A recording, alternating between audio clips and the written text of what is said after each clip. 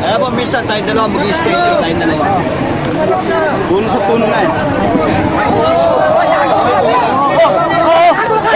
Walang ganyan! Walang ganyan! Walang ganyan! Walang ganyan! Huwag kayong magkagawa ng pagkarawal. Nasa maayos tayong pag-ano. Nasa maayos tayo. Kaya pala, walang mga agad ng kamera. Walang mga agad ng kamera.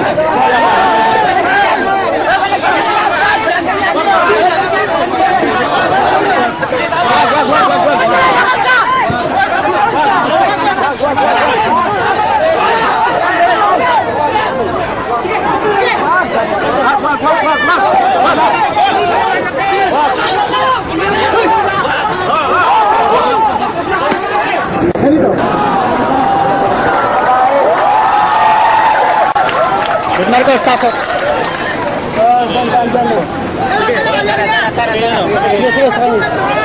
Sige. Sakay. Hop. Sige, pasok. Wala manununtok. Wala manununtok. Wala manununtok.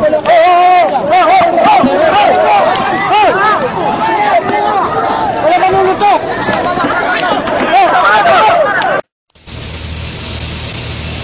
Ano ang sulat sa akin ng isang kapatid? Baka gusto niyo ipabasa ko sa inyo. Hanggang ngayon, wala pa po akong nakikitang matino na manggagawa sa kasaysayan ng buhay ko. Lahat ho, puro tiwalit. Masakit na salita, nasaktan ako. Sapagkat ako'y manggagawa rin. Pero hindi ko masita yung kapatid sapagkat alam kong nagsasabi siya. Kung hindi ba buong buo na katotohanan nagsasalita siya ng totoo. Wala nang nagkaroon ng takot sa Diyos na kahit isa para tumayo at manindigan sa panig ng katwiran. Lahat manglulupig na ng katwiran. Bakit? Sweldo ang hinahanap. Yung tulong niya, yung bahay niya, yung kasaganaan niya, siguro ang tinatamasan niya. Pero ang iglesia ayaw na niyang pagsilbihan ng totoo. Sa mga kababayan po nating Muslim, nanonood po kayo mga kababayan naming Muslim. Mga kababayan po naming Muslim, ang address po nung puno, saan kapatid na Ramil? Diyan sa Apalit. Opo. San Vicente, Apalit, Pampanga. ADD Convention Center, San Vicente, Apalit, Pampanga. Puntahan nyo ron. Sa ibang lugar, nagpupunta ito kapatid. Itong punong nagpapakilala Diyos, Opo. kapatid, na meron ba kayo alam? Balita natin kapatid na Ramil, ito confirm Nagpupunta ito dyan sa Libertad. Libertad, Pasay? Pasay. Doon sa Convention Center nila ron, o sa Coordinating Center.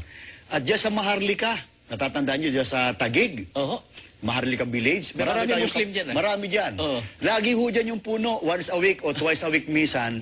Dun ho sa isang apartment dyan po sa Signal Village. Ulit tayong mananawagan sa ating mga kaibigang Muslim. Opo. Ang address po, San Vicente, Apalit, Pampanga. Isipin nyo, ay kung ako ang Muslim, ano po? hindi nakatutuwa sa pakiramdam yan Ganon? Makarami ng mga Muslim. Bilyon na ho yan Naniniwala kapatid na Ramil ngayon, marami ng kababayan tayong Muslim tumatawag doon sa Apalit.